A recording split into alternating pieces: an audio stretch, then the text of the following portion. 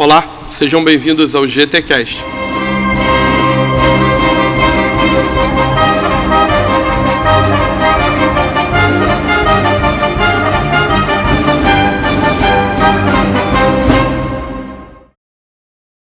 Nesse momento tão difícil que todos nós estamos atravessando, para levar um pouco de informação, conhecimento, verdade, eu trouxe ao meu lado 3 gigantes para poder compartilhar com vocês, tirar um pouco de dúvidas, entender um pouco desse cenário e ajudar a gente a ter um formato de pensamento melhor, principalmente pautado em informação e cultura.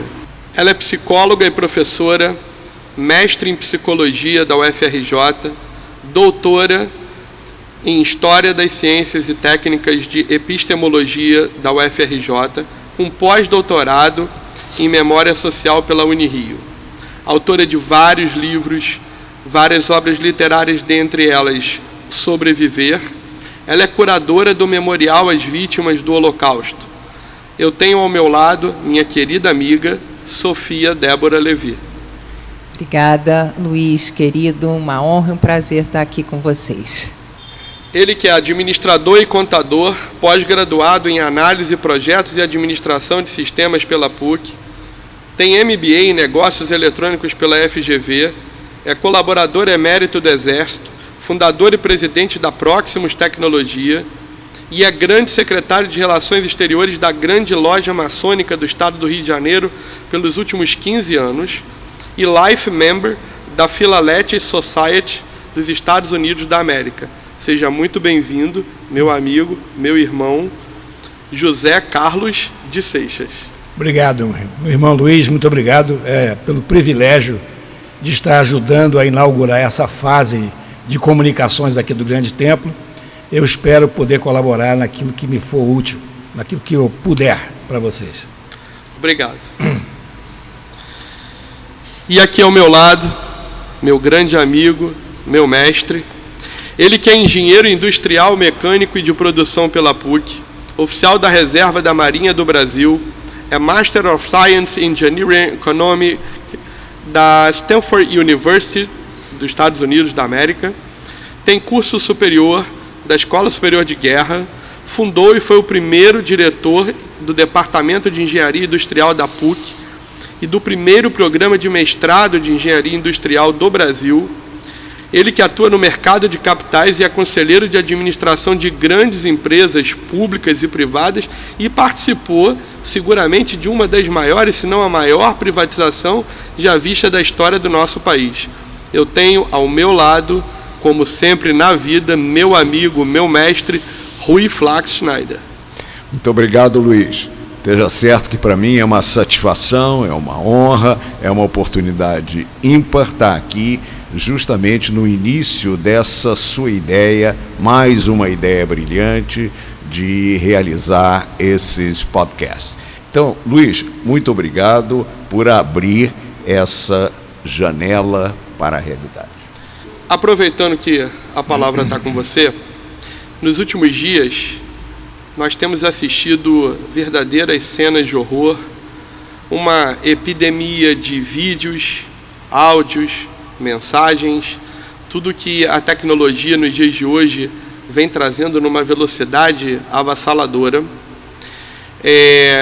Sem dúvida, é uma tragédia, não vai existir vencedor, porque uma guerra onde uma pessoa morra já não tem mais vencedor. Mas muita coisa é preciso principalmente entender a veracidade das coisas, entender o que de fato está acontecendo e passando, tirar um pouco dessas milhares de dúvidas que chegam junto com essas milhares de informações que chegam para a gente. Então, para começar esse nosso painel do nosso primeiro GTcast, eu quero passar a palavra para você e pedir um layout, um panorama sobre o que de fato está acontecendo dentro de uma ótica cultural, educacional e apropriada, com a verdade, que sempre é o seu traço de personalidade. Muito obrigado, Luiz. realmente não deixa de ser complexo nós abordarmos a situação atual, sobretudo pelo avanço, pelo desmedido progresso dos meios de comunicação e, sobretudo, pela facilidade de criar e disseminar versões. Então, realmente, dizer o que seria a verdade torna-se bem mais difícil. Poderíamos falar sobre o que está acontecendo, mas nesse momento eu vou falar sobre o que não é. O que não está acontecendo.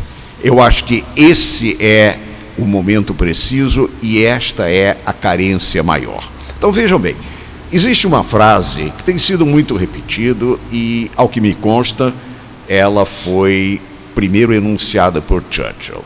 A frase dizia que, em uma guerra, a primeira vítima é a verdade. Essa frase é aceita, ela é irrefutável e tem sido largamente repetida. Mas eu gostaria, sobretudo nesse momento, de pronunciar uma outra frase, que esta sim deve nos acautelar. Essa é uma mensagem para todos os cidadãos de bem. A frase que eu diria é o seguinte: infelizmente, em uma guerra, a inverdade hoje sobrevive. A guerra pode terminar, o conflito pode se encerrar. Quem sabe até os vitoriosos, ungidos pela razão, podem ser efetivamente triunfantes. Mas a inverdade não desaparece. E essa é a nossa realidade. As versões distorcidas, os mitos, eles permanecem e permanecem muito tempo além do encerramento das suas causas originais.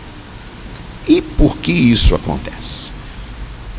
Ideologia, outros sentimentos, e no caso de agora, Luiz, o que nós estamos vendo é realmente o afloramento que nós achávamos impossível, absurdo, inadmissível, o afloramento do antissemitismo. Tudo bem? Sabemos de onde provém, sabemos que se restringe a determinados grupos, mas ele existe. Então, vamos falar o que não está acontecendo. Não está acontecendo, embora tenha sido amplamente repetido, uma guerra entre Israel e árabes. Não. O que está havendo é uma resposta vigorosa, dolorosa para nós, mas uma resposta inquestionável das Forças Armadas de Israel a uma agressão de um grupo terrorista vil, covarde, o Hamas. Não se trata, não vamos cair nas generalizações, não se trata de árabes. Existe no mundo hoje 360 milhões de árabes, e muito menos muçulmanos, cuja população mundial hoje está na ordem de 1,6 bilhão de pessoas. Nada disso. O que existe é um conflito entre Israel e um grupo terrorista que segue o que, infelizmente, tem se repetido na história, que eu diria, com aspectos infelizes, do mundo árabe. É a sucessão de movimentos que buscam atacar, que buscam reagir, que buscam eliminar as chamadas influências cristãs ocidentais. Nós, para eles, somos kafir, ou seja, somos infiéis. E isso diz tudo. Não vou me alongar ao longo dos séculos, mas em 1928, mais precisamente, em março de 1928, surgiu a Irmandade Muçulmana, a Fraternidade Muçulmana, justamente corporificando esse propósito de eliminar as influências nefastas, segundo eles, de que é a nossa civilização judaico-cristã.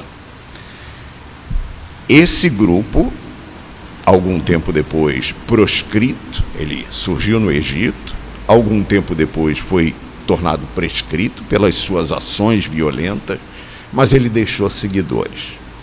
E mais recentemente, o que nós tivemos?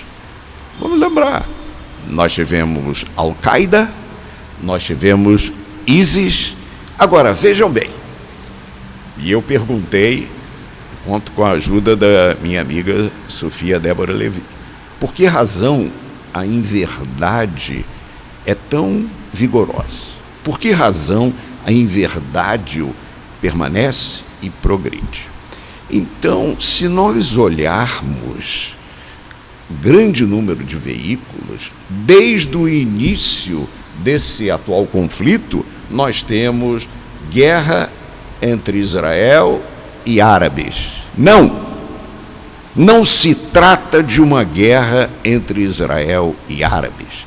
Vamos lembrar que milhares de árabes diariamente cruzam as fronteiras e trabalham em Israel. E têm uma contribuição legítima e recebem, da mesma forma, uma compensação que é igualmente honrada e legítima. Nós temos em Israel uma população árabe. Essa população é muçulmana, como também é cristã, e todos eles, membros das Forças Armadas, membros do Parlamento, do Judiciário, enfim, são cidadãos construtivos. O que existe, e é bom deixar claro e frisar isso, é a guerra, infelizmente, a guerra a qual Israel foi arrastado, e arrastado de forma traiçoeira, contra o movimento terrorista Hamas, que é mais um seguidor da Irmandade Muçulmana, assim como foi a Al-Qaeda, assim como foi o ISIS. Então, a primeira coisa que eu gostaria de deixar claro para você, já que nós estamos fazendo isso com esse podcast, que eu vejo, como eu estava lhe dizendo, uma janela aberta para a realidade, é dizer o que não é. Não se trata de uma guerra contra árabes. Agora, por que razão ela está ocorrendo? E ocorrendo, vamos ver, de uma forma circunscrita. Nós temos, afinal de contas, outros países árabes, e já houveram guerras, a começar a guerra de independência de Israel, mesmo alguns aspectos da Guerra dos 6 Dias, mas agora, além da retórica, que era normal, que era esperado, não há um envolvimento maior. E por que não há? Porque os países árabes têm plena consciência que o objetivo do Hamas atual pode ser o ataque a Israel, mas o objetivo dos sonhos, o que eles perseguem, é efetivamente colocar a doutrina criada pela Irmandade Muçulmana predominando em toda a região. Então eles sabem que, na sequência do que seria uma vitória sobre as Forças Armadas de Israel, as próximas vítimas seriam os próprios países árabes. Os próprios países árabes que hoje relacionam-se com Israel, mas mais ainda, relacionam-se com toda a cultura, digamos, ocidental, com a civilização judaico-cristã. Talvez isso, então, nessa leitura que você está trazendo para a gente, seja o grande motivo pelo qual as autoridades dos países árabes que estão ao redor de Israel e de outras grandes instituições que estão espalhadas pelo mundo sequer estão se manifestando contrários a Israel, tampouco em apoio a esses grupos. Perfeitamente. Eu acho que eles têm o histórico. Veja bem, até recentemente, o propósito da Al-Qaeda era muito claro. E mais adiante, o propósito do ISIS, Agora, o ISIS foi mais adiante porque ele chegou a dominar uma parcela do Iraque e dizia claramente que tinha a sua ambição, o seu propósito de criar um Estado que seria inflexível, que seria radicalmente islâmico. Então, esses países sabem muito bem que eles estão ali na lista, ou seja, na sequência do que seria uma vitória sobre Israel, eles seriam os alvos imediatamente seguintes. Uma ameaça entre eles mesmo. Sem dúvida alguma, a ameaça maior. E eles sabem disso. Essa ameaça existe. Infelizmente, temos tido fatos mais recentes que confirmam isso. E eu não posso deixar de me referir a esse doloroso, sem dúvida, esse incidente com relação ao hospital na faixa de Gaza, em que, de imediato, isso é realmente profundamente deplorável. De imediato, vozes que eram julgadas confiáveis, respeitáveis, equilibradas, sensatas, elas não hesitaram, por um momento algum, deixaram passar a oportunidade de uma crítica violenta, ferina, pesada a Israel, mesmo carecendo de evidências comprobatórias. Qual era a evidência? Ora, uma declaração do Ministério da Saúde da faixa de Gaza, ou seja, controlado, dominado pelo Hamas. Parcial. Mas esta versão totalmente parcial, ou seja, volto ao que eu sustento, a sobrevivência, a capacidade de sobrevivência da inverdade. Mas ela encontrou adeptos.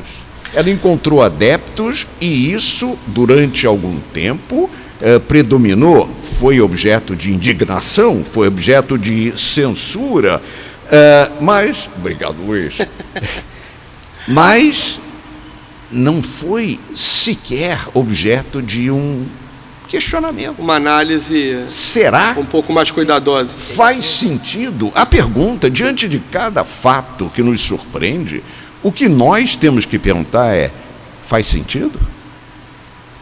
É crível?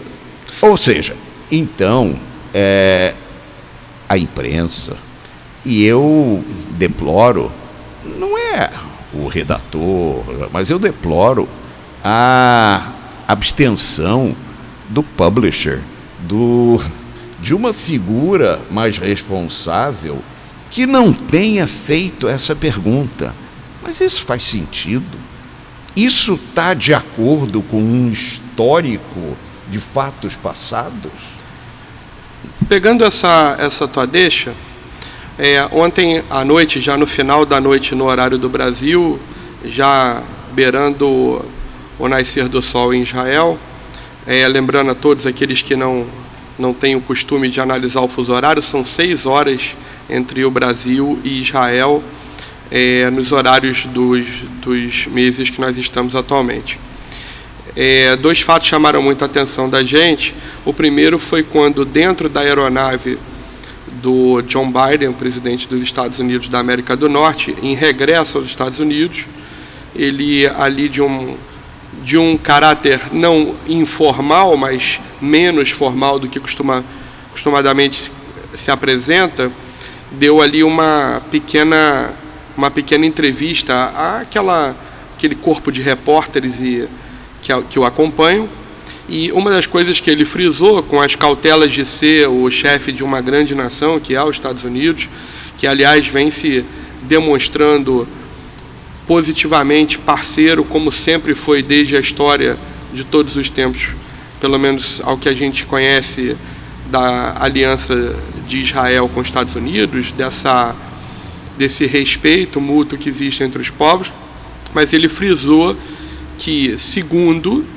os conselheiros de segurança dele, de inteligência dele, pelo tipo do bombardeio que aconteceu, pela dimensão do tipo de cratera feita, com a gravidade de como aquele alvo foi acertado, a dimensão, a profundidade, mas principalmente o efeito das chamas, porque a característica dos mísseis israelenses é destruir edificações e, até onde se entende, mísseis que possam atingir parte do subterrâneo para também destruir parte dos túneis que levam até aquele caminho, e geralmente nunca aonde existe uma estrutura civil que deve ser sempre preservada, que é manter ali arredores de hospitais e de mesquitas. E ele deixou ali muito claro que não seria um armamento de Israel.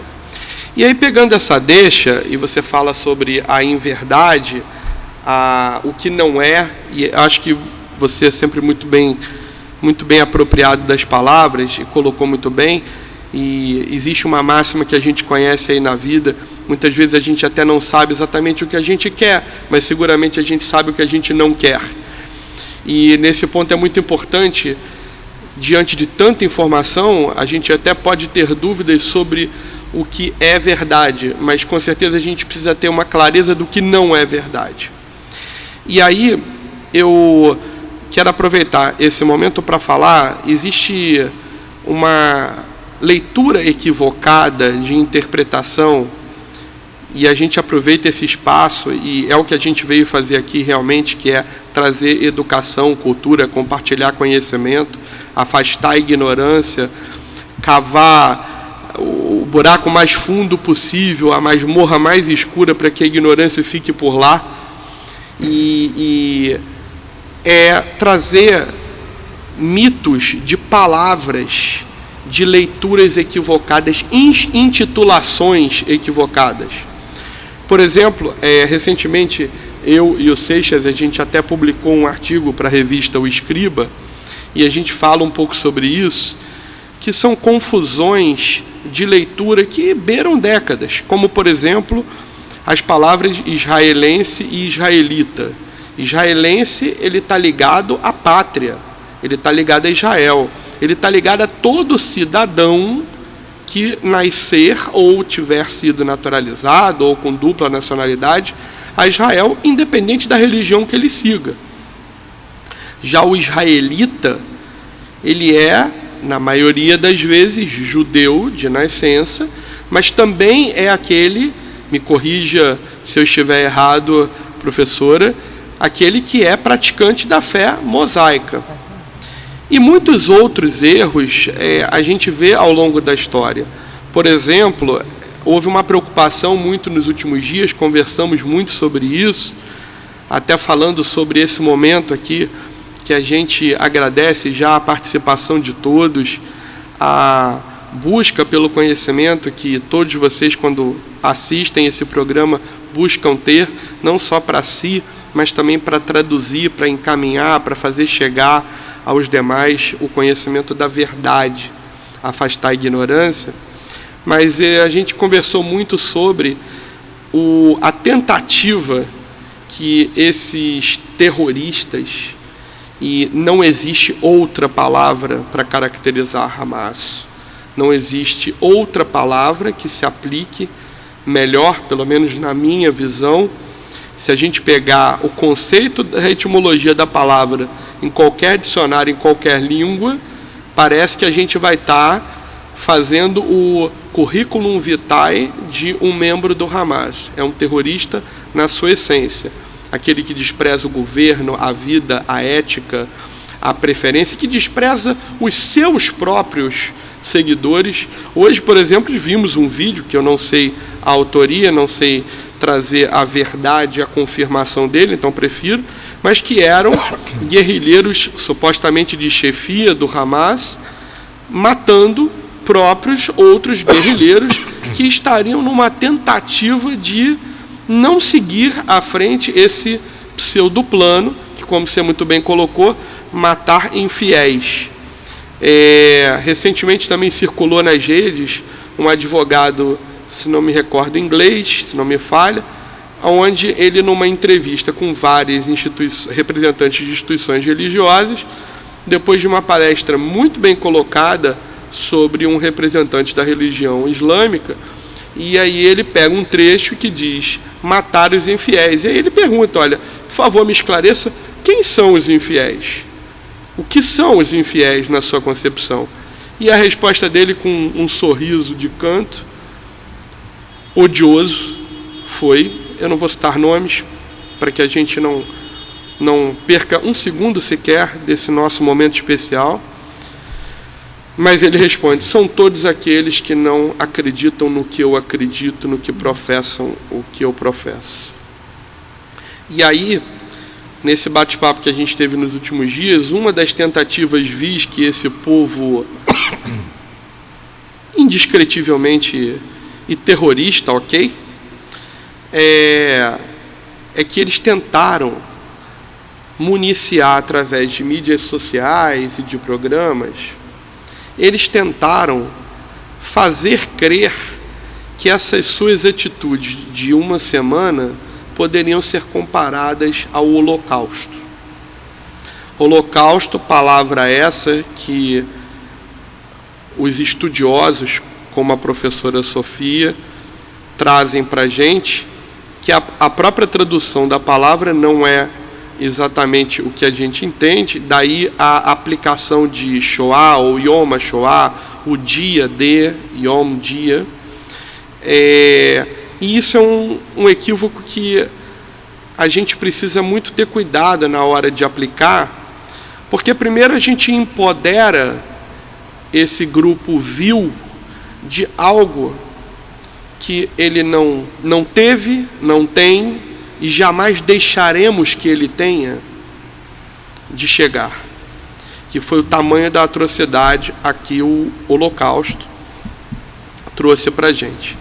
Então, para a gente falar um pouco sobre entendimento da aplicabilidade correta das coisas, eu queria te pedir, você como professora, educadora, formadora de opiniões sadias, de crianças, adolescentes, adultos, e curadora do Memorial às Vítimas do Holocausto, que eu abro aqui até para fazer um convite àquele que ainda não teve o privilégio, eu não vou chamar de oportunidade, mas eu vou chamar de privilégio, de ir ao Memorial às Vítimas do Holocausto, que fica no Monte do Pasmado, em Botafogo, que vá, porque é uma experiência cultural, socioemocional, que vai seguramente fazer você se tornar uma pessoa melhor do que você entrou.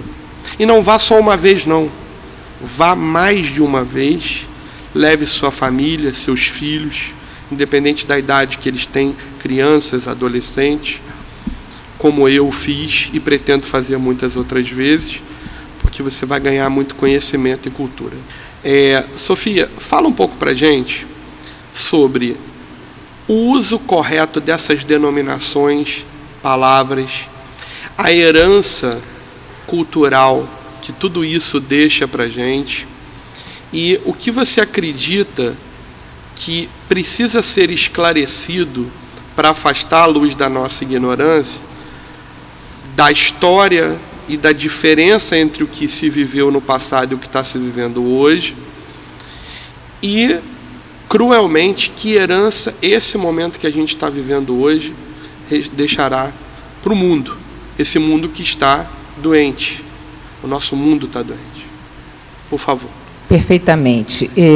Eu vou começar a minha fala pegando na revisão de alguns pontos importantes que nosso querido Rui mencionou, que estamos atravessando uma guerra de narrativas.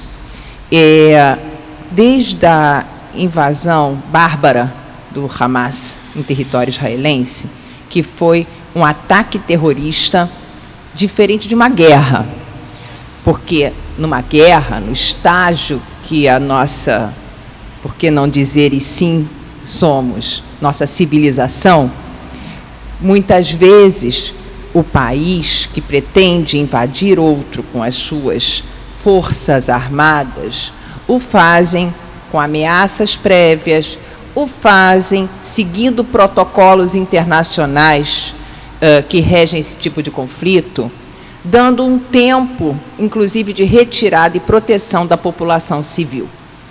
Forças Armadas são pessoas treinadas para defesa ou contraofensiva ou ataque mesmo, tá? Em situações em que a diplomacia não mais funciona.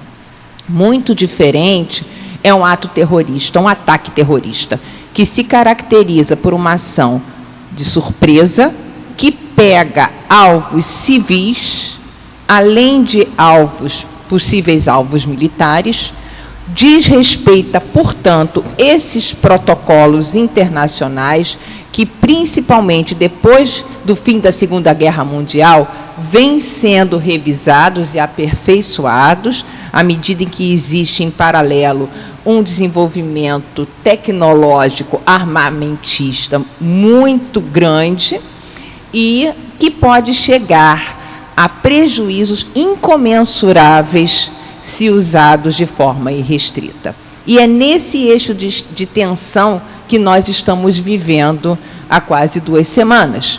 Então, a primeira elucidação que eu quero fazer, Luiz, é ato terrorista e guerra. Guerra, nós assistimos, sim, uma declaração de guerra por parte do primeiro-ministro israelense Benjamin Netanyahu, depois desses ataques bárbaros, em que jovens, e por que não dizer jovens de todas as idades, que estavam num festival de música, muitos deles não israelenses, muitos deles não israelitas, foram mortos, foram assassinados de pronto, quando da invasão. Foi uma situação traumática que marcou as vítimas diretas e aquilo que eu denomino de vítimas indiretas, que são pessoas, primeiro, aquelas próximas das vítimas diretas, amigos, parentes, vizinhos, mas que, num amplo espectro, nos inclui a todos nós, pessoas distantes geograficamente do conflito, mas que, justamente pela característica da era digital, da era informacional, midiática digital que nós somos, nos atinge e também nos causa o quê? Um estado de choque, um estado de trauma. Trauma é uma situação em que um indivíduo ou um grupo é pego de surpresa por uma condição de intensidade tão forte que abala as estruturas internas que a pessoa tem até então para lidar com a sua realidade ao derredor, e que este choque promove uma alteração psicofisiológica diante de uma falta de estrutura para lidar com esse material de intensidade emocional fora das referências ordinárias do nosso dia a dia. Então, a pessoa, e nisso mantidos os devidos graus, obviamente, todos nós estamos tendo que reconstituir referências e estrutura para lidar com as informações que nos chegam. Informações que nos chegam por textos, informações que nos chegam por imagens, muitas dessas imagens do terror produzidas pelos próprios terroristas, e é muito importante nós frisarmos aqui, terroristas, pessoas, repitamos aqui, não respeitam os protocolos internacionais dos direitos humanos, da preservação da vida de uma população civil. Ok? Então, contra o terror, eu tenho acompanhado, Luiz, ainda que alguns grupos ou países resistam, tem existido um avanço nas declarações, nas tomadas de posição de países, de formadores de opinião, de que contra o terror está havendo quase que uma unanimidade. Eu digo quase porque, infelizmente, e às vezes por parte de grupos aqui no nosso país, isso ainda não é um discurso unânime. E eu espero que a gente caminhe para isso, porque a gente precisa, enquanto eixo civilizatório, combater o terror com as armas que nós já temos. Nós já temos dispositivos legais para isso, só que esses dispositivos não são respeitados. E agora, com esse pano de fundo, na guerra de narrativas que nós estamos atravessando, foi falado aqui de manipulação de informações. E todos nós temos recebido de pessoas da comunidade judaica, da comunidade maior, de diversas religiões, mas, afinal de contas, de qual lado está a verdade? Se é uma guerra de narrativas, se eu tenho majoritariamente dois lados, para não dizer múltiplos lados a partir de dois grandes blocos, como é que eu vou saber quem está com a verdade? Cada um vai responder de acordo com o seu ponto de vista. E aí, como você colocou, Luiz, eu convido a todos, e tenho dito isso em todas as palestras, vamos estudar a história, vamos revisar alguns dados e fatos históricos, e aqui o Rui já citou alguns, e eu vou me ater, sobretudo, após 1947.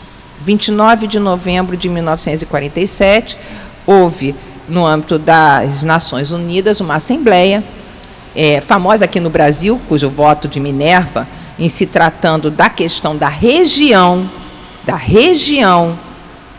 da área da Palestina, que até então nunca abrigara na história um Estado-nação.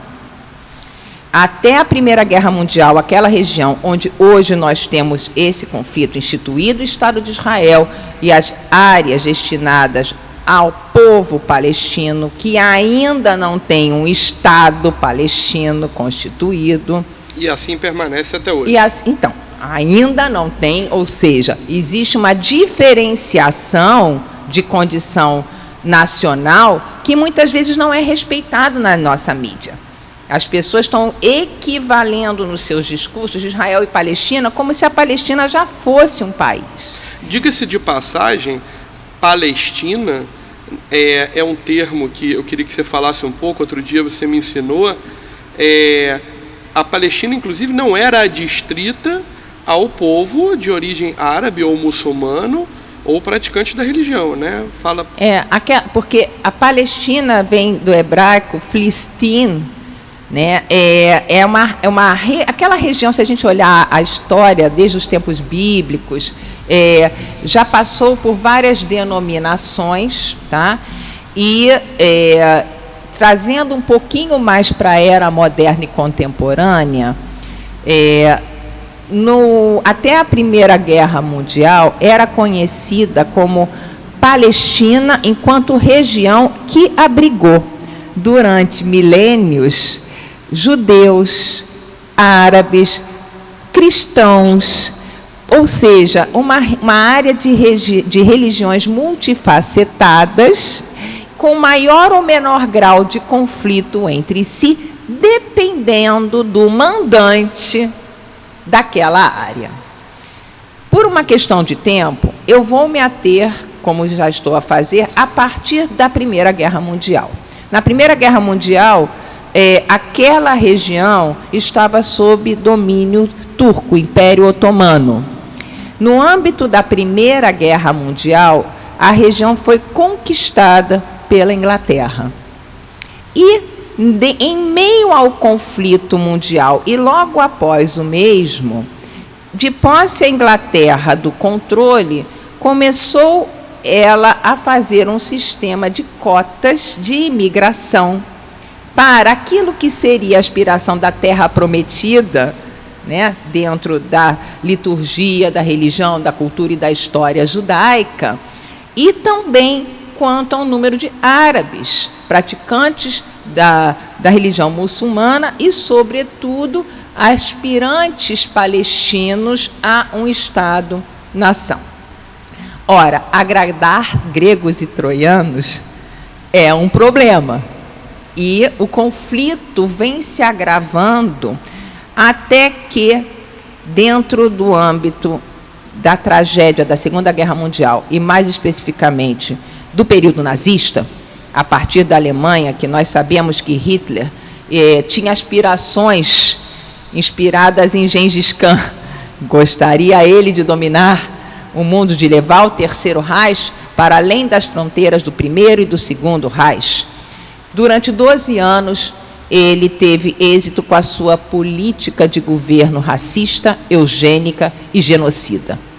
Teve como alvo central os judeus, mas também buscou eliminar os considerados indesejáveis de outros grupos, os ciganos, tratando pessoas deficientes físicas e mentais como abjetas, afrodescendentes, como a gente diz aqui no Brasil hoje em dia, negros, na época, enfim, tudo aquilo que pode ser muito bem conferido lá no memorial. Luiz, o que acontece? Com a eclosão da Segunda Guerra, esse controle migratório mantido pela Inglaterra, né, na área da então Palestina, ele permanece, apesar dos apelos dos judeus. E até 1938, da insistência por parte do governo nazista, da retirada dos judeus de territórios sob seu controle. Então, apesar desses apelos, a Inglaterra manteve esse controle de fluxo migratório. E, com o advento da Segunda Guerra, isso tudo cessa, porque o foco principal passa a ser esse conflito internacional de grandes proporções, durante o qual se intensificou a política genocida nazista, culminando na solução final, no extermínio sistemático de judeus, ao qual se seguiria a solução final cigana. No escritório de Himmler, em Berlim, desde 1938, criado com esta finalidade, ou seja, de promover o extermínio em escala industrial de milhões de pessoas em caráter transnacional, esta sequência genocida já estava sendo planejada.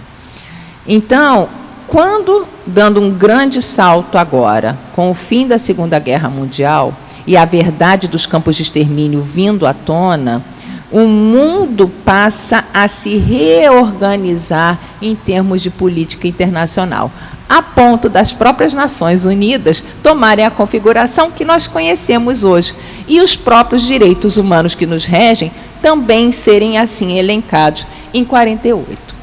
O que a gente vê no dia 29 de novembro de 1947 é o ápice de uma série de negociações nesse âmbito da representação oficial de diversos Estados-nação sobre a questão da área da Palestina. E o que é que foi proposto ali, com o voto de Minerva de Oswaldo Aranha? Não foi só a criação do Estado de Israel. Foi proposto a criação de 2 estados, o Estado judeu, o Estado de Israel e o Estado palestino. No entanto, essa proposição não foi aceita pelo lado árabe palestino, culminando num período de tensão até maio de 1948, quando finda ali, repito, seguindo protocolos internacionais, a criação do Estado de Israel, e menos de 24 horas depois há uma insurgência com vários países árabes circunvizinhos e acontece a Guerra da Independência, assim denominada pelo lado judeu-israelense, ou a Guerra da Liberação, assim denominada pelo lado árabe-palestino. De lá para cá, houveram diversas tentativas de acordos internacionais de paz, em termos diplomáticos, e, infelizmente, diversas outras guerras também. Então, a gente está vendo acontecer, a partir de uma provocação de um grupo terrorista, que sim, Rui, não esconde o seu objetivo. Eles são claros, nisso eles são verdadeiros. Nós queremos destruir o Estado de Israel. Não há clemência, não há negociação. E para destruir o Estado de Israel, se for necessário destruir um número incomensurável de vítimas, assim o faremos, sem ver a quem, mesmo que estejamos a atingir outros atores correlatos que não têm a ver com conflito. Esse é o estatuto deles. Perfeitamente. É o axioma de existência deles. Perfeitamente. Destruir o Estado de Israel acima de qualquer coisa, independente de quem esteja lá. Inclusive, não só israelitas, mas israelenses. Exatamente. Inclusive, não só israelenses, como brasileiros, como pessoas que estavam ali a turismo. Afinal de contas, um festival, uma rave, atrai pessoas do mundo inteiro. Então, foi um ato covarde, foi um ato que feriu, mais uma vez, o povo judeu em sua religiosidade, que foi executado num feriado religioso. Então, você tem uma intencionalidade, e aqui me permita adentrar agora o viés psi, uma intencionalidade perversa. O que é a perversidade? Perversidade não é só sinônimo de uma maldade extrema. A perversidade, ela é entendida como uma postura por parte de um indivíduo ou um grupo que conhece a lei e que se coloca acima dela, jogando e manipulando em forma e conteúdo as suas ações, única e exclusivamente buscando se justificar sem se importar com o grau de mal, de prejuízo que vai causar no nível físico ou psicológico no seu alvo. Então, quando a gente fala da guerra de narrativas e da manipulação de informações, nós também estamos falando de perversidade. Perversidade que gera o quê? Um mal-estar quando você obtém informações duvidosas, nossa cognição e o nosso, por que não dizer, nosso plano afetivo emocional, ele sente um mal-estar. A gente costuma dizer em várias religiões que a alma se apazigua com a verdade. E quando a gente ouve informações lacunares, informações que não seguem uma sequência lógica, nem histórica, nem de consistência interna, a nossa alma, o nosso psiquismo fica inquieto. E começa a haver o quê? Uma sensação de insegurança e de busca pela verdade. Só que como muitas vezes é difícil chegar à verdade, tá? Você fica num estado de estresse muito grande. E é esse binômio que a gente está vivendo. As pessoas estão vivendo um alto nível de estresse e, muitas vezes, querendo alcançar um patamar de entendimento que as apazigue. Por isso, horas a gente tem que ir à história, outras horas a gente tem que ir à psicologia, para entender a necessidade de dar um tempo quando se torna demasiada esse bombardeio de informação que a pessoa não consegue lidar, seja porque são imagens chocantes, seja porque são textos aterrorizantes e que nem todo mundo encontra em si, Luiz, estrutura de pronto para lidar. Para fechar, Luiz, dentro dessa guerra de narrativas, existem estratégias perversas que foram utilizadas pelos nazistas, que estão sendo utilizadas no momento e que perpassam, infelizmente, a condição humana no seu aspecto mais infiel e destrutivo. Eu estou falando de falsas acusações, de negacionismos, eu estou falando de inversões de dados, tá? Tudo, repito, que causa confusão mental. Então, a gente tem como aliado no momento a história, por um lado, e vamos buscar as fontes históricas, não só nas redes sociais, mas nos livros, nos testemunhos, nas pessoas com mais idade, que tem uma bagagem que pode nos auxiliar, conversando e questionando, e, por outro lado, respeitando a condição interna psicológica de cada um, para, naquilo que nos for possível nesses tempos de forte intensidade e tensão, a gente conseguir absorver aos poucos essa bagagem, infelizmente, pesadérrima que nós estamos recebendo, mais de longe ou mais de perto, dependendo de onde estamos. Eu quero Eu vou voltar já com você para falar um pouco sobre essa herança desse dano causado na formação de algumas pessoas, mas você falou agora para a gente dessa falta de ética, dessa perversidade que o terrorismo tem, da etimologia da palavra, as suas ações extremamente observadas nos últimos dias, e eu imagino o quanto deve ser difícil para órgãos e estruturas governamentais, empresas, pessoas que têm a economia ao redor desse local ou que têm um tipo de relacionamento empresarial com regiões ou produtos dessas regiões, como, por exemplo, o petróleo e tecnologia, que estão sempre aí no cerne de quase todas as questões. E eu acho que isso deve trazer um grande desafio nas relações internacionais de como algumas estruturas, autarquias privadas, públicas, estruturas governamentais ou paragovernamentais, além de fronteiras. E acho que o nosso país, o nosso Brasil, assim como o nosso Israel, tem como traço o convívio de várias pessoas de nacionalidades, cultos e religiões diferentes.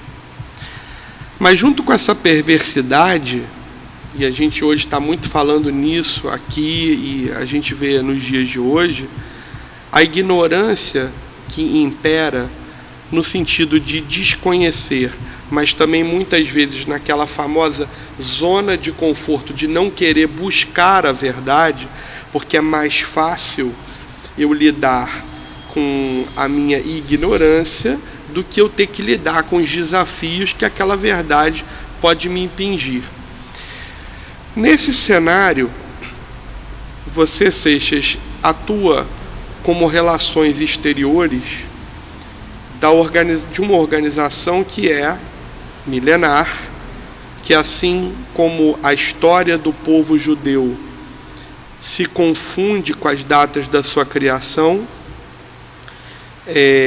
para aqueles que não conhecem ou nunca pararam para estudar, a maçonaria, que é uma ordem fraterna, é criada a partir do Templo de Salomão, de um rei judeu, com o objetivo de nortear o crescimento organizacional de qualquer estrutura que ao redor dali estivesse. Daí as suas divisões, os seus landmarks e questões, e aproveitando também para a gente tirar um pouco desse mito que nós falamos sempre que aprendemos tratar-se de uma ordem discreta e não secreta. Discreta porque todas as decisões sábias de uma organização que pretende perdurar precisa ter o princípio da discrição para que as decisões sejam melhores tomadas. Mas não entrando nessa seara, falando de relações exteriores, eu queria que você falasse, você que conhece de saúde, tem uma empresa que trabalha com tecnologia para a saúde, então conhece também muito de tecnologia e passeia pelas relações internacionais e exteriores quase há 2 décadas, 15 anos aí, como está na sua prévia descrição de quem você é. Eu queria que você falasse para a gente 2 pontos e divagasse aí com o teu conhecimento sobre. Primeiro, como é lidar, não hoje com a guerra do Hamas contra Israel, mas como é lidar com a função de relações exteriores com esse público que tem como axioma uma mentira, mas que tem essa mentira como a sua verdade absoluta de que só ele é o fiel, sendo todos os outros infiéis. Então, eu queria que você falasse para a gente primeiro como que diplomaticamente países, instituições, empresas, tibres de crescimento nas áreas de tecnologia, petróleo, saúde, agem ou devem agir, e como é que nós devemos nos postular diante disso. E por que eu estou pedindo para você falar sobre isso? Porque do mesmo jeito que a gente precisa conhecer como funcionam essas relações internacionais de país para país, de empresa para país, e de lidar com esse tipo de situações, de grupos, mas muito também para a gente usar um pouco desse conhecimento que você vai nos transmitir, para que a gente pare de uma vez por todas de não se posicionar. Não se posicionar, ficar transmitindo mensagens e coisas que você não sabe a origem, não emitir quem você é e o que você acredita, é tão ou mais grave do que emitir um posicionamento contrário a alguma coisa. Então, por favor, fala pra gente um pouco primeiro sobre como é lidar com essas relações exteriores, com esse tipo de situações, de grupos, e como que a gente age diante disso, como você sempre agiu, que recentemente, aí já te passando a palavra, você uma vez comentou comigo da dificuldade que foi um episódio de repatriar um corpo, porque era de uma religião diferente. Não falando desse tópico, mas generalizando aí, fala um pouco para a gente sobre essas relações que você enfrenta aí, sobre lidar com esse tipo de situações. Antes de mais nada, eu quero tocar em um nervo exposto. Antes de eu começar a conversar sobre essa história da maçonaria internacional e das conexões entre as várias crenças, o nervo exposto significa o seguinte: em que se baseiam os meus hábitos? Meus hábitos se baseiam nos meus valores. E se baseiam em que esses valores? Nas minhas crenças. E o que eu acredito? Se eu acredito que existe um Deus único e as 3 vertentes religiosas que estão lá no norte da África, todas 3 acreditam num Deus único, como é que uma delas, seja por que razão for, pode admitir destruir uma parte dessa existência? Isso é inadmissível. Isso significa que você não acredita em coisa nenhuma. Você não pode acreditar naquele que criou tudo se você quer destruir aquilo que ele mesmo criou. Então, por aí a história vai. Então, em Israel, a grande loja de Israel é um caso excepcional de convivência pacífica. Nós temos nessa grande loja, o símbolo da grande loja é um crescente, uma cruz e uma estrela de Davi. As 3 juntas. Por quê? Porque nós temos lá irmãos de todas as procedências, inclusive grãos-mestres. Já teve um grão-mestre árabe, sem problema nenhum, tá? Ninguém está preocupado com isso. Nós vivemos essa convivência entre árabes e israelenses, ou entre árabes e judeus, aqui mesmo no Rio de Janeiro. Só você ir no Saara que você vai ver isso.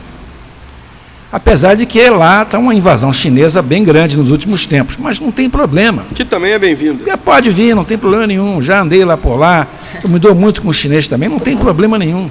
Eles têm outros problemas, e outras crenças, e outro perfil. Agora, a maçonaria, ela é uma representação da sociedade na qual ela se insere. Ela não é melhor nem pior do que aquilo que ela tem. Então, nos Estados Unidos, por exemplo, nós temos 2 grandes vertentes, que é uma maçonaria branca, que a gente chama de mainstream, e você tem uma maçonaria Prince Hall, que é uma maçonaria negra. Por sua vez, essa maçonaria negra também tem suas divisões, e a maçonaria branca também tem as suas discussões. Muito complicado esse negócio, porque nós estamos lidando com pessoas. As pessoas têm inveja, elas têm ciúme, elas têm uma série de imperfeições que elas precisam corrigir, e a maçonaria ajuda a que elas corrijam essas imperfeições. Mas não tem a pretensão de ela, como instituição, querer mudar coisa alguma. Quem mudam as coisas são os irmãos. O irmão que tem a consciência de onde é que ele está, ele consegue fazer muita coisa. Você mesmo está fazendo isso aqui agora. Você está abrindo uma janela dentro de uma comunidade que, até onde eu sabia, é uma comunidade fechada. Eu nunca entrei aqui no grande templo, a não ser nos últimos dias, as últimas semanas, em que eu fui surpreendido por uma série de coisas que aconteceram comigo, que eu não esperava de jeito nenhum. Mas você está abrindo essa comunidade para que as pessoas de fora conheçam o que está acontecendo aqui. Não é o Museu do Holocausto apenas, que a gente já conhece, aquela história toda, eu já li muito sobre isso, é um assunto que me interessa muito, a Segunda Guerra Mundial, sempre me interessou muito. Mas é a questão cultural, a questão da comunidade, como é que a comunidade, como é que ela se comporta, como é que ela vive, em que ela acredita, quais são as crenças e os hábitos que ela tem. Eu tenho afilhados na maçonaria judeus, um deles é um judeu egípcio, faleceu infelizmente, mas os filhos dele fizeram a circuncisão e eu fotografei a circuncisão inteira. Fiquei chocado, diga-se de passagem, porque quanto mais a criança chorava, mais eles rezavam. Eu não entendia muito por causa daquilo, não entendia. Negócio meio doido, tá? Você é uma pessoa que tinha um carinho muito grande, ele me chamava nas festas para fazer, quando tinha essas cerimônias judaicas, na casa dele, eu ia lá, comia aquelas comidas, aquela coisa toda. Sempre tive uma ligação muito grande com ele e aprendi muito com ele, tá? Então, o que acontece é que a maçonaria está cheia de tudo. A maçonaria é um perfil da sociedade, inclusive daquilo que não devia estar lá dentro, que são pessoas com um perfil contrário às crenças da própria ordem, tá? A crença da ordem é trabalhar em harmonia, trabalhar como irmãos todo mundo, tá? Tornar feliz a humanidade, esse é o objetivo. O que é que a gente quer para esse país? Esse país é espetacular, esse país tem tudo, nós não podemos deixar de sermos influenciados por coisas menores. Eu acho menor uma situação em que você tem uma crença religiosa e você não é coerente com a sua crença. Você diz que é religioso de alguma forma, mas você não respeita a verdade. Você não quer saber se aquilo ali é certo ou não. Para mim, a verdade existe. Eu sei qual é a verdade. E a verdade é Deus. O nome que você queira dar. Adonai, não tem problema nenhum, tá? Mas a verdade é absoluta. Porque é de lá que surgem todas as outras coisas. É de lá que surge, inclusive, aquilo que tenta destruir. Até o opositor.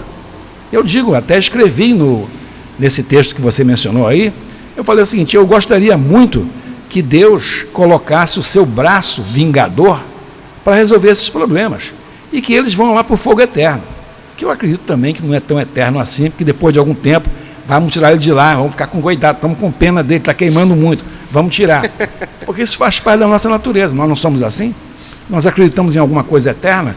A única coisa eterna que a gente acredita é Deus, qualquer outra coisa não é eterna, tá? Inclusive nós.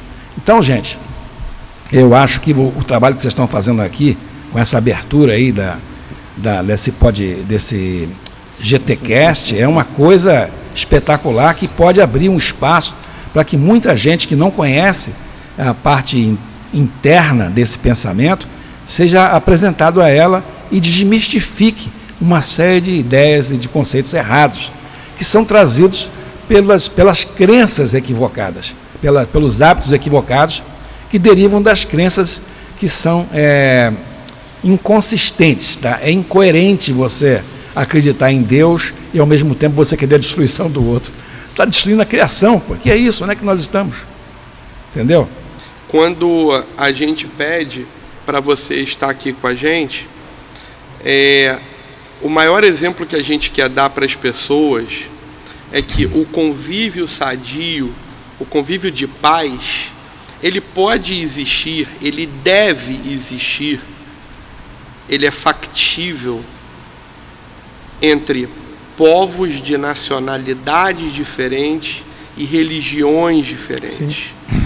Você tem no Saara, eu mesmo tenho amigos, tenho sócios de trabalho, temos irmãos em comum que são árabes judeus, ou seja, ele é judeu pela religião que professa e ele é árabe de descendência da região da Arábia Saudita, especificamente dele.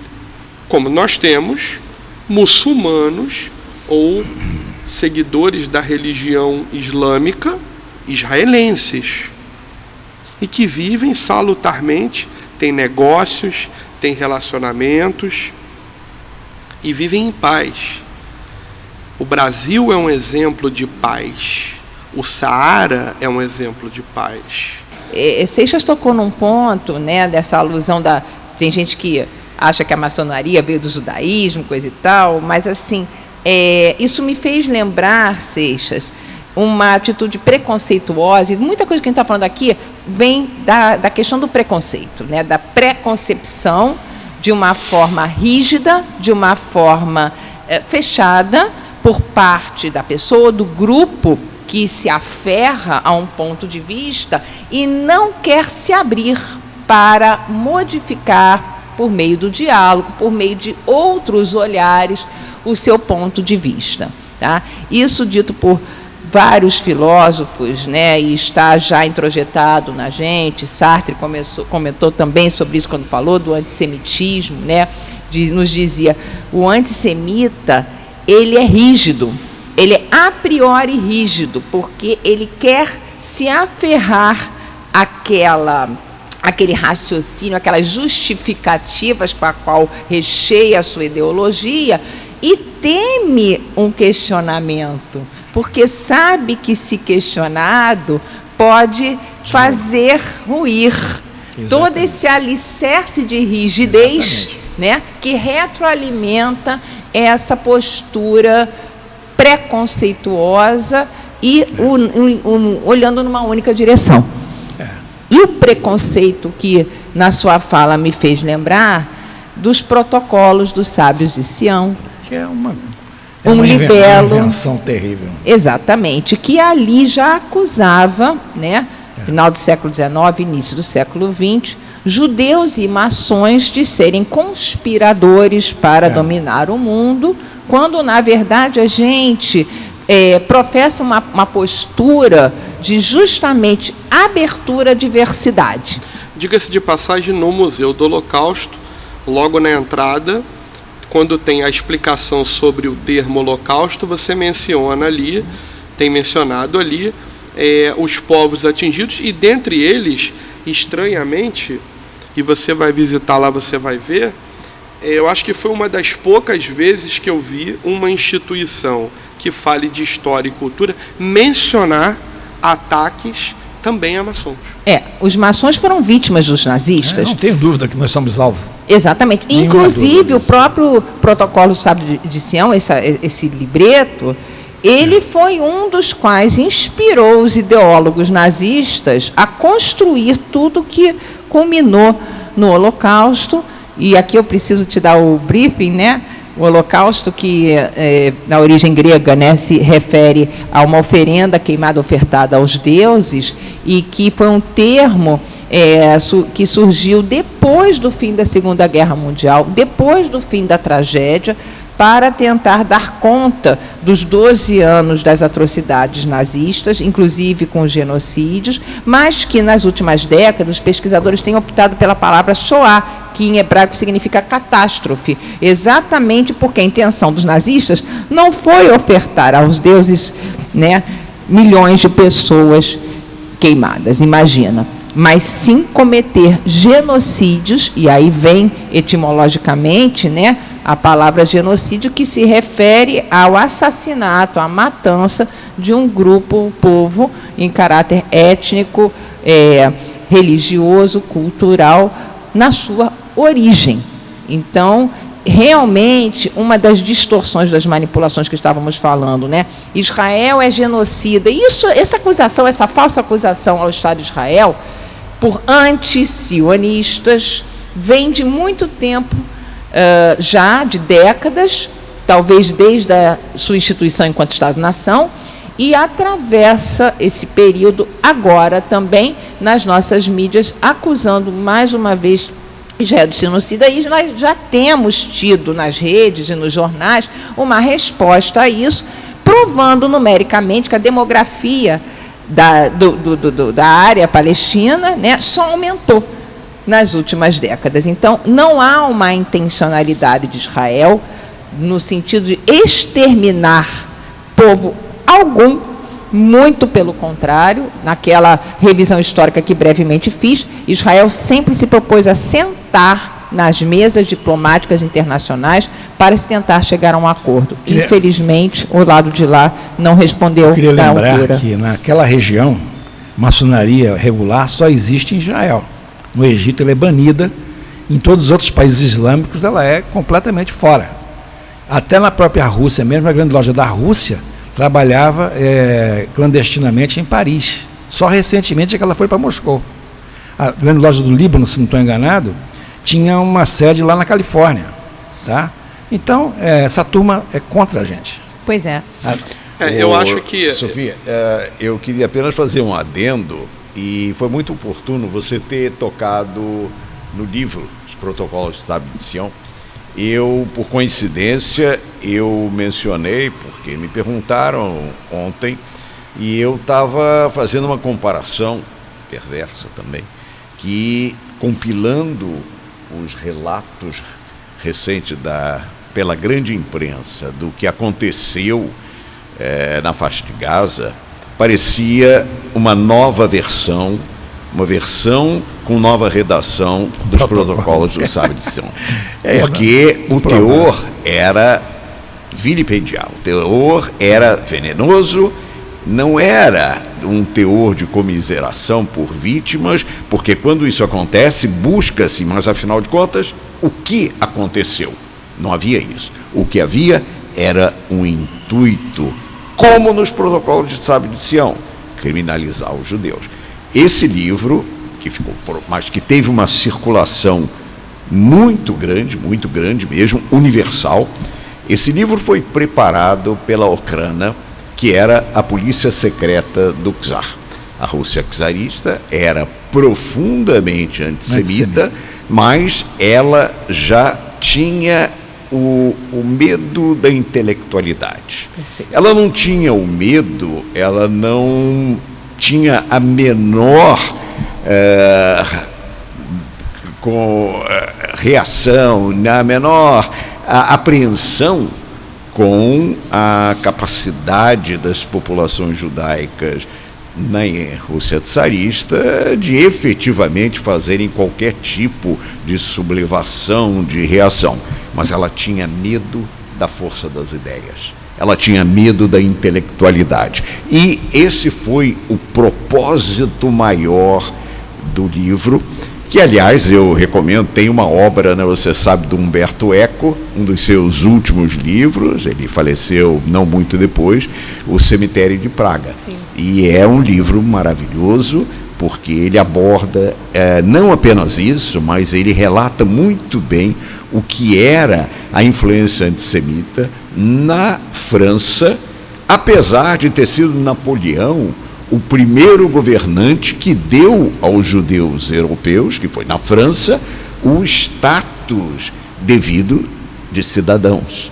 Mas assim aconteceu.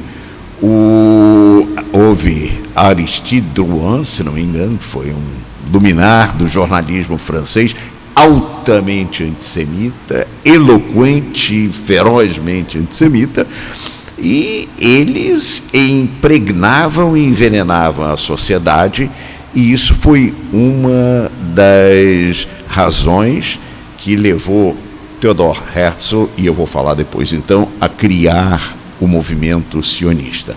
O ápice foi o caso Dreyfus. Sionista político. Movimento Exatamente. Sionista político. Com certeza, com certeza. Que é muito importante a gente aproveitar esse momento, né, Rui? Uhum. Te passo a palavra para a aspiração ao retorno à terra de Sião reside na cultura e na religião judaica desde o primeiro exílio da Babilônia. Exatamente. 500 anos antes de Cristo, 600 anos antes de Cristo. E sempre houveram judeus que permaneceram naquela região, apesar de todas as lutas imperiais que atravessaram os séculos, de todas as perseguições. E é muito importante que o povo que desconhece essa história entenda que a aspiração ao Estado judeu, que é o que se traduz no conceito de sionismo, não se resume ao período do século XIX para cá, quando o mundo se reorganiza em Estados-nação. É interessante você falar isso, e é por isso até que eu quero te pedir para falar sobre isso, porque muito se fala equivocadamente sobre esse Estado palestino. E a aspiração à criação do Estado de Israel e a existência do Estado de Israel, ela se cruza com o sionismo religioso, ultrapassa o sionismo político e chega nos dias de hoje, correto? Então,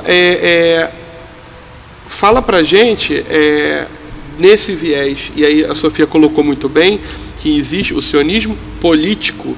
Eu queria que você falasse desse sionismo político pra gente, e queria que você falasse se você entende que o que está acontecendo hoje no Oriente Médio pode gerar algum tipo de retrocesso nesse caminho. O sionismo surgiu dessa angústia, desta revolta, desta premente necessidade de acabar com aquelas restrições, com as matanças, com os preconceitos, e daí começou a proliferar, a crescer. Eu repito, teve a participação da Legião Hebraica nas tropas do Império Britânico, e aí a grande pergunta do Balfour. Só fazendo, e eu acho que eu não quero mais me alongar, só fazendo uma adição que eu estava deixando especificamente para o final, nós sabemos o que é a contribuição de Israel para a ciência. Eu acho que não há pessoa no mundo hoje que de alguma forma não exerça alguma atividade, não use alguma coisa que tenha raízes em Israel. Nos telefones, nos celulares, pendrive, para dar um dos exemplos menores, tudo isso é decorrente do Estado de Israel. Mas não são só, no momento que nós reconhecemos em Israel empreendedorismo, essa capacidade de gerar novos conceitos, novas atividades, também árabes israelenses têm se destacado. Não são apenas empresas de judeus, são empresas israelenses que estão na vanguarda da tecnologia, seja em tecnologia da informação, seja em medicina, seja em qualquer campo, mas empresas em que atuam, muitas vezes são empresas lideradas de propriedades de cidadãos israelenses que são árabes e que professam ou a religião cristã ou o islamismo. Então, essa é a realidade. Queria aproveitar para compartilhar um vídeo que circulou nesses dias, que são dois jovens empresários. Um deles segue a religião islâmica e o outro judeu, e completaram 1000 dias juntos. Eu vou pedir para a nossa edição colocar aqui para todos compartilharem. É um vídeo curto, mas vale a pena a gente ver, que ensina para a gente um pouco do convívio salutar entre povos diferentes. Por favor. Hey guys, it's hard. I'm not gonna lie. Every Thursday, I'm supposed to do a company update, but this week I didn't work at all. I was too sad. Instead, today I want to introduce you to my partner, Alex. Hi, I'm Alex. See, Alex is the COO of NAS Company and I am the CEO. He's Muslim, I'm Jewish, and we worked together for more than 1,000 days. Together, we built a company that hired Palestinians and Israelis and 100 other people. A company that builds products to make the world better. But this week, our relationship was tested by this.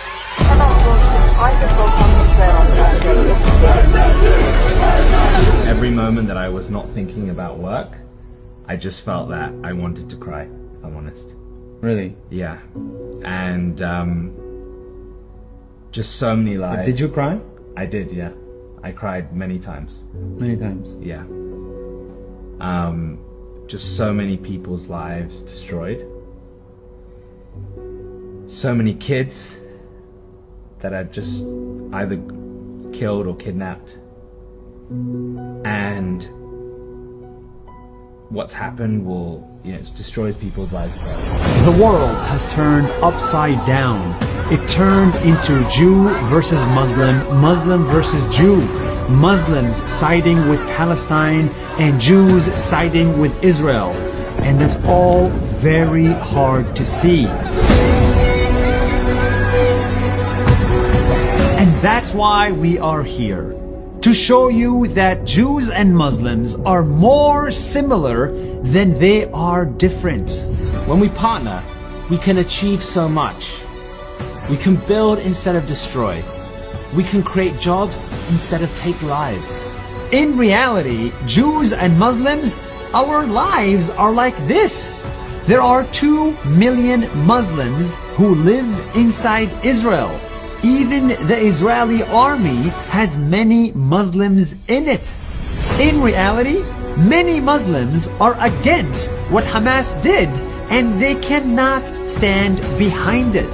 And in reality, many Jews like me want peace and dignity for Palestinians. Don't let the recent events confuse you. What we are seeing is a proxy war, a political conflict. What we are seeing is extremism, and we cannot let it win. Not Palestinian extremism or Israeli one. And this is really what boggles me. What people don't know is how similar we are. It's like on the internet, it looks like you are something and I'm something completely different, but our cultures are the same. There are so many Arab Jews. There are so many Muslims in Israel. There's so many similar traditions. So if you're feeling helpless, don't. This is the time to continue the fight. Today, we commit to 1,000 more days of working together. And I hope you commit to 1,000 more days of promoting tolerance and uniting people. It's your job, his job, and my job to commit to bring people together no matter how difficult it gets. Let's get to work, bro. Let's do it. Let's go.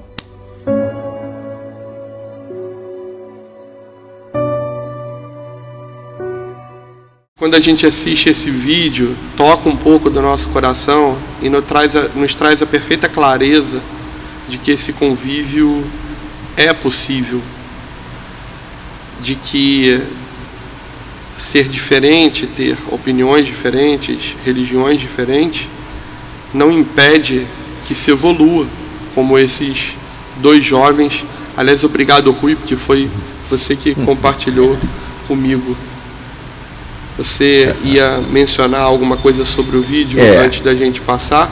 E aí aproveito também para que você faça aí suas considerações desse que Blineder, que Deus permita, será o primeiro de muitos. Ok. Muito bem. Luiz, esse vídeo, eu fiquei maravilhado com ele. Não apenas porque ele evidencia efetivamente a possibilidade da convivência, mas mais do que isso, a convivência profícua, a convivência que gera benefícios para os próprios, claro, mas para a sociedade. Então, isto existe, e tanto israelenses quanto seus vizinhos árabes reconhecem. Não é por outra razão que o relacionamento entre Israel e os Emirados Árabes Unidos, relacionamento entre Israel e Bahrein, e agora, com a graça de Deus, o avanço, o fortalecimento dos entendimentos com a Arábia Saudita, sem dúvida alguma, o líder destacado no plano espiritual dos países muçulmanos, ou seja, isso nos dá esperança. E, portanto, eu quero fazer uma menção que eu propositadamente deixei para depois, há o aspecto da ciência. E a menção é ao terceiro fundador da Universidade Hebraica de Jerusalém, que foi Albert Einstein. Então, assim surgiu o Estado de Israel. Pouco após a Declaração Balfour, se reuniram para criar uma universidade. Não era para criar um movimento, não era para criar nem sequer uma força armada, era para cultuar o saber. E para cultuar o saber, os formuladores, os líderes dessa universidade, foram 3 grandes gênios da humanidade: Theodor Herzl, que os inspirou e trouxe Chaim Weizmann, trouxe Sigmund Freud e trouxe Albert Einstein. Esses 3 forjaram a Universidade de Jerusalém, Universidade Hebraica de Jerusalém, com o intuito que isto sim seria o fundamento daquela restauração do lar nacional judaico, que seria, efetivamente, se tornou o Estado de Israel.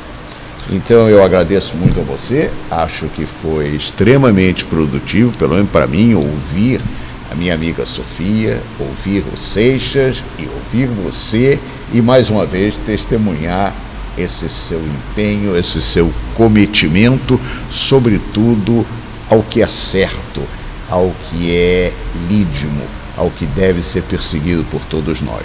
Então eu quero deixar como mensagem: não a inverdade. Não deixemos neste conflito que infelizmente está ocorrendo, que a inverdade, a distorção figure entre os vencedores. Isso é uma missão de todas as pessoas de bem.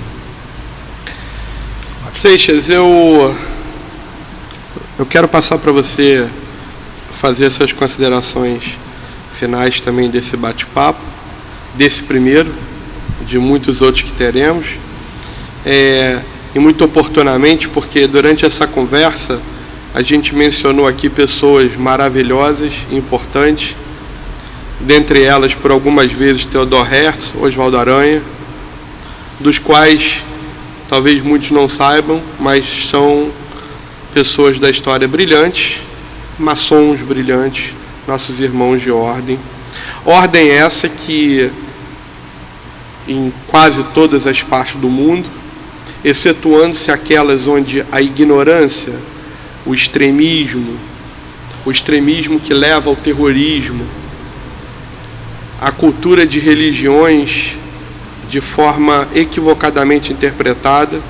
A Grande Loja de Israel talvez seja, dentre eles, um exemplo maravilhoso disso, pelo seu símbolo, como você mesmo mencionou, fazendo as suas considerações finais do poder de aprender a respeitar o próximo, conviver com o próximo e aceitar que tudo leva a um caminho só, que é um único Deus, que é justamente o princípio das 3 das 4 maiores matrizes religiosas e representantes dessa região que com muita tristeza hoje vive esse conflito tão cruel, tão amargo, que será mais uma página da história, mas que a gente precisa falar sobre ela. Eu acredito que isso vai passar, porque a verdade absoluta, como nós já falamos aqui, né, que é Deus, ele traz a harmonia com o tempo, e o tempo dele não é o mesmo tempo nosso, tá? Então, a questão agora, o que é que nós podemos aprender com essa situação, tá? O que é que esse sofrimento vai nos ensinar? Da mesma maneira que a tese e a antítese terminam gerando a síntese, assim o sofrimento também gera o aprendizado e a sabedoria. Você aprende com os teus erros. Tá? A gente aprende apanhando. Lamentavelmente, eu quando era criança, eu fui criado nasci em Recife, né, nos primeiros anos da minha vida, Eu lembro que meus tios diziam para mim o seguinte: levanta para cair de novo. Tá? Eles falavam sempre isso para mim: levanta para cair de novo. Eu caía no chão, levanta. Você cai outra vez. Tá? Pode ir na rua brigar com quem você quiser, mas se você chegar em casa apanhado, você apanha outra vez. Tá? Não se meta em confusão que você não acenda o fogo que você não consegue apagar, e etc. E tal. Essas coisas são comuns. Então, foi um grande privilégio estar aqui com os senhores, com vocês aqui, tá? Aprendi muitas coisas. E não tenho resposta, não tenho opinião para dizer sobre tudo, porque coisas da história que eu também gosto muito, que eu desconhecia e passei a conhecer. Tá? O que eu puder ajudar, acredito na educação como fator de transformação, acho que nós temos que educar para transformar. O Brasil tem mais de 5.500 municípios, na maior parte desses municípios tem uma loja maçônica, e eu acho que essa loja maçônica devia ter interferência nas escolas daquele município. Eu vou resolver o problema do meu quarteirão primeiro, vou resolver o problema das coisas que estão ao meu alcance, e depois eu vou mexer lá longe, mas eu primeiro tenho que ter a minha base fortalecida. E aqui no Brasil nós temos que fazer isso. Esse lugar aqui é um núcleo capaz de fazer isso, tendo o seu limite de abrangência, assim como existem outros por aí. E assim a gente vai tocando para frente. Eu agradeço muito a todos por terem tolerado a minha presença por aqui, e eu estou junto e vamos nessa, se Deus quiser. Tá? Professora Sofia, você que, se você tem como você mesmo colocou, Seixas, a gente tem a missão de trazer educação, de afastar a ignorância, de difundir a cultura. A responsabilidade das lojas regionais num cenário universal de ajudar e formar pessoas é muito grande. E com certeza o professor é uma figura insubstituível. Acho que se tem uma das coisas que os últimos tempos ensinou para a gente em termos de que a tecnologia pode trazer coisas imensas, ao mesmo tempo também ensinou que a figura do professor é insubstituível. Eu me lembro as palavras do meu pai, que ele um dia se deparou com um amigo dele, um querido, um grande jurista, um grande processualista, que ocupou diversos cargos, do qual eu tenho uma imensa admiração, que foi o desembargador Laércio Mauro, e chegou a ocupar os mais diversos cargos, mas ele sempre se apresentava quando chegava em algum lugar e alguém dizia: só pode preencher uma ficha? Ele, perfeitamente. Ele escrevia o nome dele, e quando alguém dizia título, profissão, ele dizia professor. É o que eu mais me orgulho.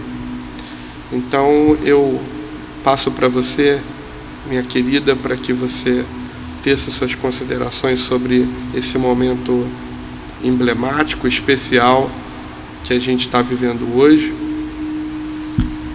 E agradeço o privilégio de, nessa mesa, poder aprender com mais uma professora que eu tive na minha vida. Obrigada, Luiz. As palavras fazem transbordar a minha emoção, e a recíproca é verdadeira para com todos os colegas. Eu sou uma professora que busco professores para aprender mais. Tenho saudade daqueles que já se foram. E temos os livros que, através das palavras deles, nos iluminam. Eu mencionei aqui que nessa que é a preocupação que Rui assinalou nas palavras finais, como combater as inverdades que, mesmo depois do conflito armado, ainda podem reverberar. E nas diversas formas de violência que a gente tem acompanhado, além da violência física, o viés da violência psicológica, que é onde eu posso falar com mais propriedade, Luiz, eu queria compartilhar, com base nas minhas pesquisas, um elemento central que figura em todas as formas de violência psicológica: a mentira. Nossa mesa, cada um de nós aqui, em algum momento, se referiu a essa condição destrutiva. Às vezes aqui no Brasil se fala, mas mentirinha branca.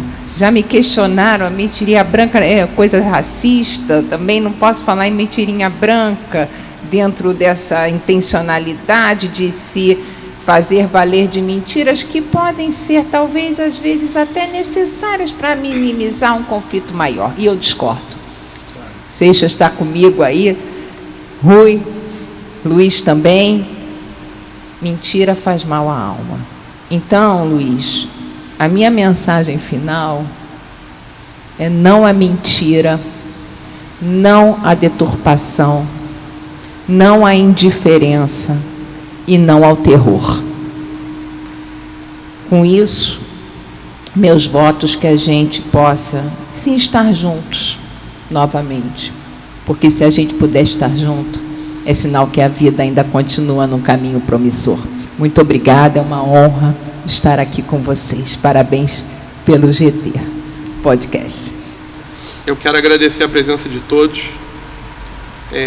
Estar do lado de vocês, para mim, é um presente, um privilégio. Estar no grande templo é uma dádiva. O grande templo é o berço de diversos capítulos da história dos judeus, dos israelitas, dos israelenses, de todos os outros povos, todas as outras nacionalidades. E mais uma vez, hoje, se torna o berço de mais um momento na história da cidade do estado do Rio de Janeiro. Nos reunir hoje aqui para falar de momentos tão difíceis que estão acontecendo num lugar que geograficamente está muito longe da gente e emocionalmente está dentro da nossa vida, não é fácil.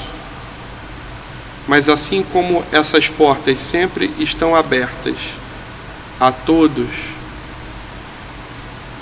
elas também sempre tiveram e terão a missão de ecoar conhecimento, esclarecimento, cultura, educação e verdade.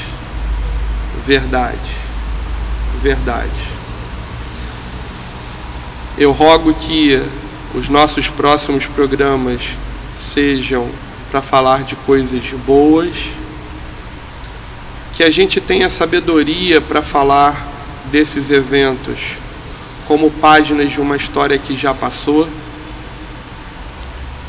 e que todos tenhamos cuidado na hora de transmitir as coisas, de repassar as coisas, de pré-julgar o que ouve e o que vê, que busque descobrir a origem, pesquisar, ler mais, leiam mais, escrevam mais, pesquisem, procurem, busquem conhecimento. Seguramente é a única coisa que todos nós vamos levar conosco para esse lugar desconhecido que está aquém de nacionalidade, povos e religião. O GTcast fica por aqui. Até breve. E como a gente costuma dizer, em momentos de alegria. Shalom. Obrigado. Salam. Paz.